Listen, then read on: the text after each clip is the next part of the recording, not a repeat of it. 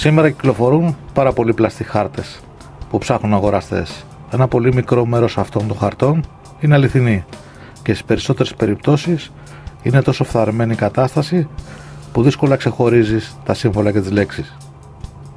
Κάποιοι χάρτες έχουν βρεθεί χαραγμένοι πάνω σε αντικείμενα, όπως δερμάτινες ζώνες, σόλες παπουτσιών, μεταλλικά παργούρια νερού, μαχαίρια, κράνη και σε ό,τι υπήρχε διαθέσιμο εκείνη την εποχή.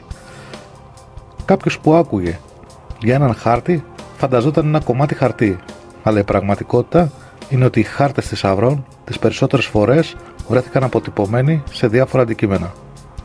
Σαφώς έχουν βρεθεί και χάρτες ζωγραφισμένοι πάνω σε χαρτί και βιβλία ανταρτών, με προσωπικές σημειώσεις που αναφέρουν κάποιες δραστηριότητες σχετικά με τις προσωπικές αποκρύψεις αντικειμένων, όπως επίσημα έγγραφα επιμελητών που αναφέρουν λεπτομερώς μετακινήσεις αντικειμένων ακόμα και αποκρύψεων.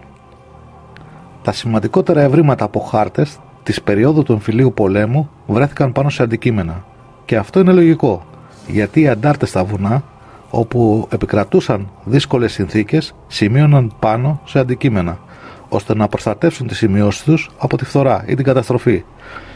Σίγουρα μια σημείωση σε ένα απλό χαρτί κινδύνευε να καταστραφεί περισσότερο από ό,τι αν γινόταν πάνω σε ένα δέρμα ή σε ένα μεταλλικό αντικείμενο. Ένα ακόμα στοιχείο που επιβεβαιώνει την άποψή μου είναι ότι οι περισσότεροι αντάρτες ήταν αγράμματοι, χωρικοί, που δεν γνώριζαν να γράφουν και να διαβάζουν. Οπότε δεν είχαν την ανάγκη να έχουν μαζί τους κάποια χαρτιά για σημειώσεις. Όταν χρειαζόταν να σημειώσουν κάτι σημαντικό, τις περισσότερες φορές ζωγράφισαν κάποια σύμβολα στο προσωπικό τους εξοπλισμό, σε ρούχα, παπούτσια, όπλα, μαχαίρια κλπ. Είναι πάρα πολλά τα αντικείμενα που έχουν βρεθεί να φέρουν πάνω τους γράμματα, νούμερα, εικόνες και σύμβολα.